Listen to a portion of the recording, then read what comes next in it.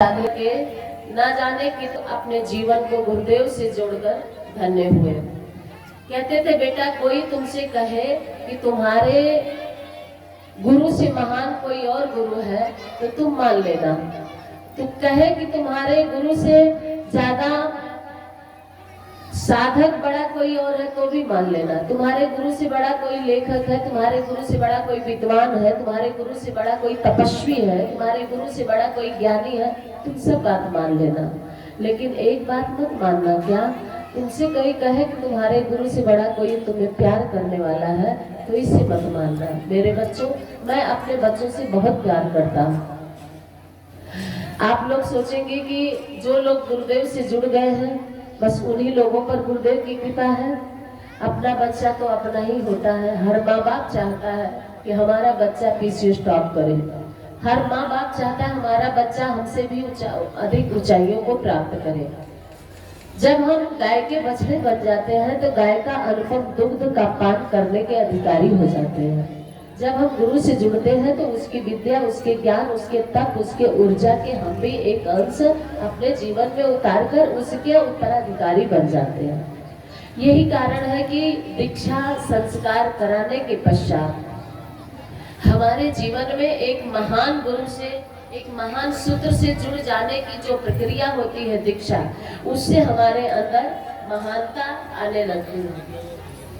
दीक्षा जितने भी आ रहे हैं बैठाते जाइए, अभी शुरू नहीं हुआ। जितने लोग आ रहे हैं बैठाते जाइए और दीक्षा की लाइन में बैठाइए, उनको दीक्षा सेट दे करके तैयार करा दें। आइए, अभी अभी हम सबके समक्ष हमारे बड़े ही सम्मानित, हृदय से सम्मान और हृदय से बहुत ही पूजनीय वंदनीय मानते हैं आदरणीय तिवारी जी, हम निवेदन करेंगे मंचासीन हो और अपना स्थान ग्रहण करें। आपके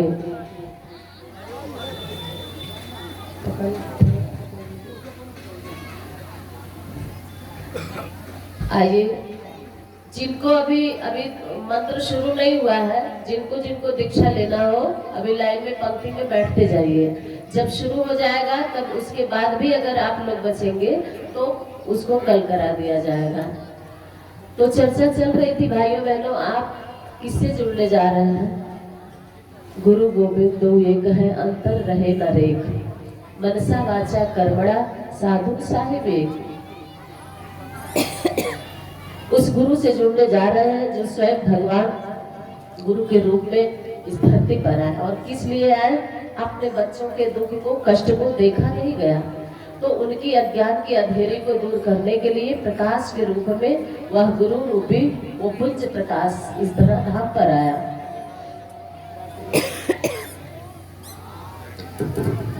आप लोगों की तरह इस पूरे विश्व में, केवल यही नहीं पूरे विश्व में परम पूज्य गुरुदेव की प्रकाश का, ज्ञान का प्रकाश फैला हुआ है। और आज हमारे गायत्री परिवार की, हमारे आदरणीय चिन्मय भैया के वक्तव्य से हमने सुना कि 14 करोड़ की गायत्री परिवार की जो संख्या बनी है, जो आज ये श्रृंखलाबद्ध दीक्षा और गुरु के विचारों से जुड़ती जा रही है, इतना बड़ा परिवार कहाँ से बना? भाइयों बहनों, जब परिवार में प्यार नहीं होता है तो चार परिवार में भी विखंडन हो जाता है। और प्यार की एक ऐसी डोर है जो परिवार को बांध करके रखता है।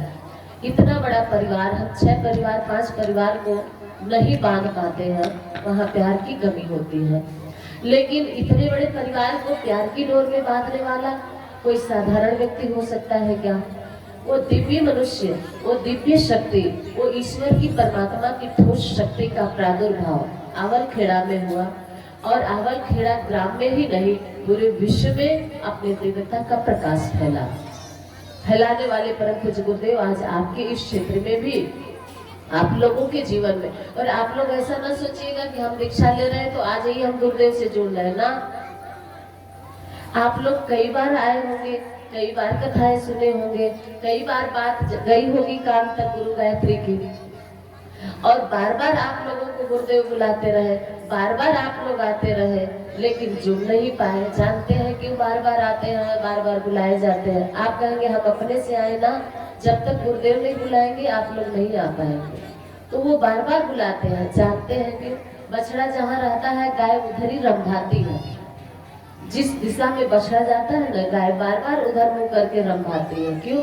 उसको एहसास रहता है कि हमारा बच्चा, हमारा बछड़ा इधर ही है। परम पूज्य गुरुदेव कहते थे, बेटा हम और हमारे बच्चे एक जन्म के जुड़े नहीं हैं। हम लोग एक जन्म के नहीं जुड़े हैं, कई जन्मों के जुड़े हुए हैं, इस जन्म में बिछड़े हुए हैं। तो जब हम बिछड़े हैं तो वो गाय की तरह वो गुरु खोज लेता है अपने बच्चों को। जो जन्म जन्मांतर से बिछड़े उनको भी वो खोज लेता है। और यही कारण है कि आप लोग गायत्री यज्ञ हो रहा है तो आप लोग दौड़े भागे कहां से चले आए। ये आपके पीहर से माता पिता अगर आ जाए और आप ससुराल में हैं, आपको पता चल गया कि हमारे माता पिता बढ़नी बॉर्डर पे आ गए हैं, आपको बताइए आप रह पाएंगे घर में? आप उनसे मिलने के लिए आतुर हो जाएंगे। तो आपका पिता, आपका परमेश्वर, आपके गुरु जब यहाँ आए तो आपसे रहा नहीं गया। आप आतुर हो गए, हमारे पिताजी आ गए, हमारे भगवान आ गए, हमारे आराध्य आ गए। आप दौड़ी भागी चली आई और यहाँ आपके पिता तुल्य भगवान के स्वरूप में आए गुरुदेव बाहे पसारे हमारे अपने बच्चों के लिए इंतजार करते रहे। कई जन्मों से बुला रहे हो, कोई तो रिश्ता जरूर होगा। अब तक हम तुम्हें देख न पाए, अपनी ही आंखों का कसूर होगा, अपनी नजर का कसूर होगा। हमारे पास वो दृष्टि कहाँ अभी है जो हम पहचान सके जन्म जन्मांतर के अपने गुरु, अपने भगवान को। लेकिन मेरे भाइयों बहनों, बछड़े बन गए, गाय के दूध पीने के लिए आप लोग बैठे हैं। आइए ऐसे गुरु के सानिध्य में बैठ करके थोड़ा सा आप लोगों को गुरु के बारे में इसलिए बताया गया कि आप सभी जाने कि आज जो इतना बड़ा परिवार बंधा हुआ है वो गुरु के प्रेम, गुरु के ज्ञान और गुरु के प्रकाश में। आप कहेंगे जो लोग दीक्षा नहीं ले रहे हैं, लेंगे, वो लोग भी जुड़ेंगे। जुड़ा है उनका भी नाता, तो वो लोग आज नहीं तो कल वो लोग भी जुड़ेंगे। होता क्या है, बीच में कुछ प्रारब्ध ऐसे आ ही जाते हैं, है ना। गृह कारज नाना जंजाला, ते अति दुर्गम शैल विशाला। कुछ लोग तो सोच करके चले होंगे कि हम चलेंगे और जरूर जाएंगे, लेकिन रास्ते में ही कोई प्रॉब्लम आ गई होगी, नहीं आ पाएंगे। तो कब होता है, इसकी पहचान क्या है? आप लोगों पर कृपा है गुरुदेव की, इसकी पहचान क्या है? जब हमारी भगवान से बनने वाली होती है, जब हमारे जीवन की व्यवस्था भगवान बनाने वाले होते हैं, तो भगवान क्या करते हैं, किसी संत से, किसी सदगुरु से हमारा नाता जुड़वा देते हैं, जोड़ देते हैं। और जब जोड़ देते हैं, दयालु अगर परमात्मा हमारे पर कृपा करता है तो उसकी कृपा करने की यही एक अदा है, यही एक एक्टिंग है, यही एक कला है। क्या? वो किसी संत से, किसी सदगुरु से जोड़ देता है और फिर उसी के माध्यम से वो आपका कल्याण करना शुरू हो जाता है। ये रामचरितमानस में बड़ी सुंदर लाइन लिखी गई है। क्या? जब द्रवहि दीन दयाल राघव साधु संगति पाई है, जेहि तरस परस समागम पाप दोष नसाई है।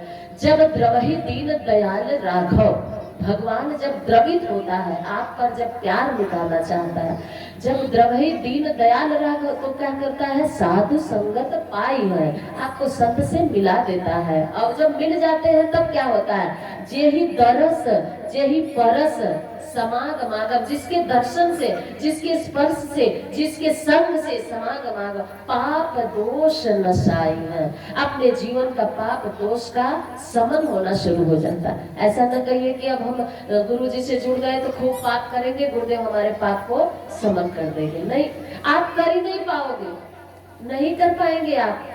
गुरुदेव से जुड़ने का, भगवान से जुड़ने का मतलब ये नहीं कि आपके पाप कट जाए, आप वहीं से निष्पाप होना शुरू हो जाएंगे। अब तक जो पाप किए, अब आगे आपका कदम नहीं बढ़ेगा, वहीं आप रुक जाएंगे।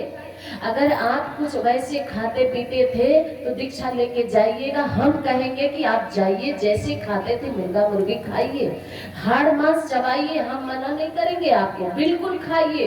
अभी तो जो भी खाना है आप 1 किलो खाते थे 5 किलो खाइए, कोई यहाँ से आपको फाउंडेशन नहीं लगाया जाएगा, लेकिन फाउंडेशन तो आपके अंतःकरण में लग गया है। लेकिन बस एक शर्त रहेगी कि जो खाइएगा पहले अपने गुरु अपने भगवान इष्ट को एक बार भोग लगा लीजिएगा, फिर आप उसका सेवन करिएगा। लगाएंगे मुर्गा का भोग लगा लीजिएगा, लगाएगा दारू का भोग लगा लीजिएगा। अगर वो एक्सेप्ट कर लिया, अगर वो एक्सेप्ट कर लिया तो भी ठीक, और नहीं तो फिर वो बाहर निकालेगा, चाहे उल्टी हो जाएगी, चाहे दस्त होने लगेगी, और फिर डॉक्टर बोल देगा आपको अब वो चावल सब्जी भी छोड़ देना है, गला के रोटी दाल और खिचड़ी खा। वो खुद बाउंडेशन लगा देगा, हम नहीं लगाएंगे, रुक जाएगा कदम, पाप करने से रुक जाओगे। आप किसी का अनभला सोच रहे हैं, अपना भला सोच रहे हैं, एक बार अंतःकरण पे हाथ रखेंगे कि गुरुदेव ने हमें क्या कहा है, बेटा पहले दूसरों की भलाई सोचो, फिर तुम्हारे लिए भला करने के लिए पहले से तैयारी है।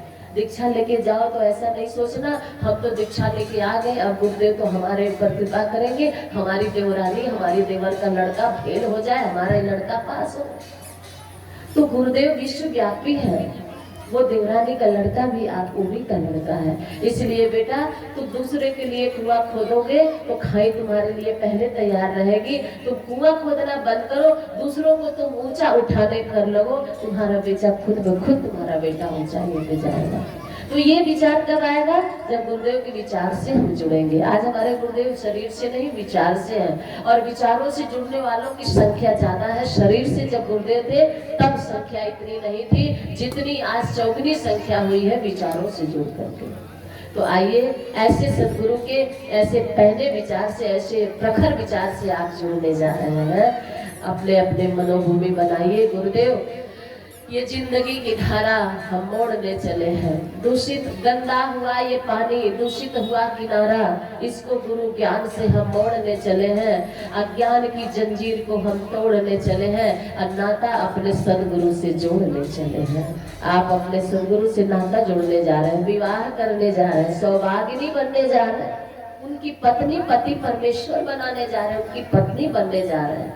ये जिंदगी का सबसे बड़ा सौभाग्य है। जिस समय आप भगवान से जुड़ते हैं, हाड़ मान से जुड़ते हैं, तो खुशी होती है कि अब हमारे जिंदगी का निर्वाह करने वाला कोई मिल गया, अब हमें हमारे जीवन की नैया पार करने वाला कोई मिल गया। और जब भगवान से जुड़ते हैं तब आपके जीवन का सौभाग्य का प्रवेश द्वार खुलता है कि अब हमारे जीवन नहीं, अब बल्कि हमारे पूरे जन्म जन्मांतर की नैया को भाव पार कराने वाला हमें मिल गया। इतनी खुशी हमारे जीवन में होनी चाहिए। आइए आज आप सभी लोगों का जो संस्कार होने जा रहा है, सबसे पहले हमारे उपाचार्य भाई जो यहाँ हैं सबके ऊपर अभिषेचन करेंगे, जल का अभिषेचन करेंगे, सामूहिक पवित्रता का आप सभी लोग भाव करेंगे। आप जब भगवान के पास जा रहे हैं तो भगवान के पास नहा धोकर स्वच्छ आए तो हैं शरीर से, लेकिन उनको शरीर से लेना देना नहीं है। अपने मन को निर्मल बनाने का भाव करिए, भगवान से प्रार्थना करिए कि इस जल के माध्यम से हमारा हृदय, हमारा निर्मल मन, हमारा चित्त पावन बन रहा है। ओम पापोहम पाप कर्मा हम पापात्मा पाप संभव त्राहि मां पुंडरीकाक्ष समायाभ्यंतर शुचि सर्व पाप हरो भव। चंदन सभी के माथे पर लगा है, जिनको लगा है स्पर्श कर लीजिए और कहिए हे परमात्मा, चंदन में जो दिव्य गुण है, चंदन में जो तेजस, जो शीतलता है, वो हमारे इस मन मस्तिष्क में आए। चंदन हम जब आज्ञा चक्र में लगाते हैं तो उसका मतलब यही होता है कि हमारा मन मस्तिष्क शीतल शांत बने। ओम श्रीखंडम चंदनम दिव्यम गंधाढ्यं सुमनोहरम विलेपनम सुरश्रेष्ठ चंदनम प्रतिगृहाता। कलावा जिनके हाथ में नहीं बंधा है वो लोग बांधेंगे, जिनको चंदन नहीं लगा लगाइए। बाबूजी, बाबा जी जिनको चंदन नहीं लगा है लगाइए, तो उनको बताएंगे अपने रखने के लिए।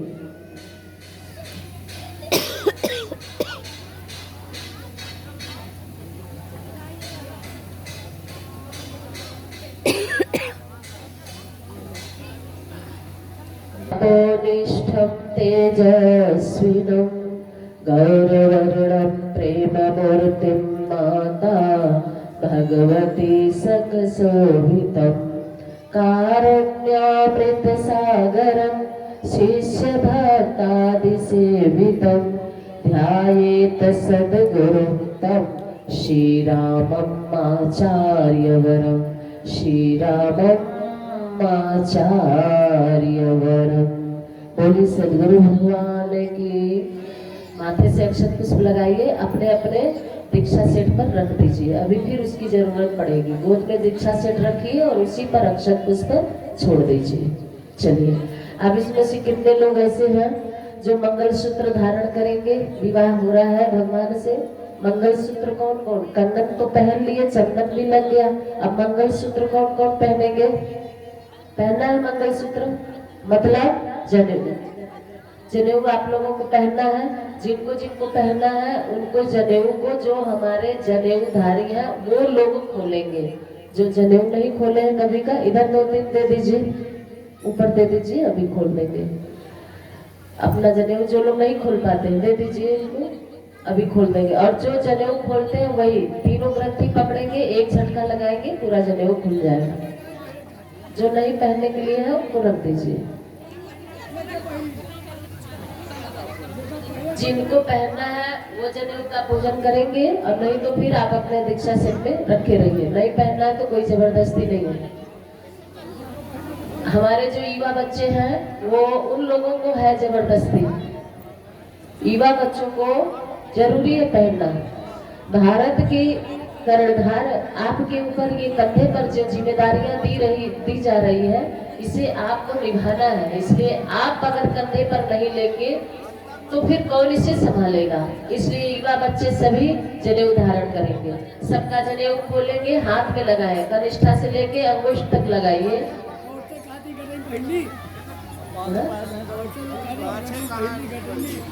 हाँ, पहन सकते हैं, जैसे चाहे वैसे पहन सकती है। पूजन करवाइए पहले। आइए, एक एक मंत्र के साथ। ये कोई धागा नहीं है साधारण। गुरु गायत्री की प्रतिमा आपको कंधे पर दी जा रही है। अपने भारतीय संस्कृति की जिम्मेदारी आपको सौंपी जा रही है। आप गर्व से कहेंगे कि हम भारतीय हैं, और अब आप भारतीय हुए। अब तक नहीं थे, अब आप जनेऊ धारण किए। अब आप अपने, जब भी आप बाल नाई की दुकान पर जाएंगे तो आपके बालों के पीछे शिखा जरूर होनी चाहिए। जनेऊ यहाँ धारण करिए और शिखा का पूजन आप लोग किए। अब शिखा धारण करेंगे तो शिखा और जनेऊ किनके होता है? केवल भारतीयों के होता है, विदेशियों के नहीं होता है। और ये शिखा जनेऊ ही आपकी पहचान कराएगा कि हम भारतीय हैं। आप गर्व से कहेंगे हम भारतीय हैं। आइए, मंत्र यहाँ से बोला जाएगा। जो हमारे अनमैरिड बच्चे हैं युवा, वो आधा जनेऊ, अभी आप अधूरे हैं, अभी पूर्ण होंगे। जब आप मैरिज में आएंगे तब पूर्ण होंगे। तो आइए, आधा जनेऊ देंगे अनमैरिड बच्चों को, आधा 3 धागे का। और जो शादीशुदा है, जो जोड़े में है, वो पूरा जनेऊ पहनेंगे। पत्नी साथ में नहीं है तो भी पूरा जनेऊ पहनेंगे। तो अनमैरिड बच्चे आधा, जोड़े वाले पूरा। और जो पति पत्नी साथ में है वो केवल पति पहनेंगे, पत्नी नहीं लेंगे। पति केवल जोड़े में जनेऊ पहनेंगे। जो पति पत्नी एक साथ में बैठे हैं वो केवल पति पहनेगा, पत्नी नहीं पहनेगी। चलिए, मंत्र यहाँ से बोला जा रहा है। मंत्र के साथ एक एक जनेऊ में एक एक देव शक्तियों का आवाहन किया जाएगा। और आप सभी सूत्र दोहराते हुए आइए, यज्ञोपवीत का पूजन करेंगे। दोनों हथेली में लगाइए, ऊपर करिए। जिनका जिनका तैयार हो गया है ऊपर करिए। यहाँ से सूत्र बोला जा रहा है, सूत्र दोहराते चलेंगे। बोलिए, ओम सविता हमें तेजस्वी बनावे। ओम सविता देवता तेजस्वितां वर्धयेत। ओम सवित्रे नमः। माथे से लगाएंगे। आवाहयामि स्थापयामि ध्यायामि। पुनः फिर से यज्ञोपवीत धारण करने से पूर्व सूत्र दोहराइए। बोलिए, ओम गायत्री रूपम धारयाम। हम इस यज्ञोपवीत को गायत्री प्रतिमा के रूप में, जोर से बोलिए आप लोग, गायत्री प्रतिमा के रूप में, और जोर से बोलिए, गायत्री प्रतिमा के रूप में धारण कर रहे हैं। ओम गुरु हो अनुशासन रूपम धार्याम।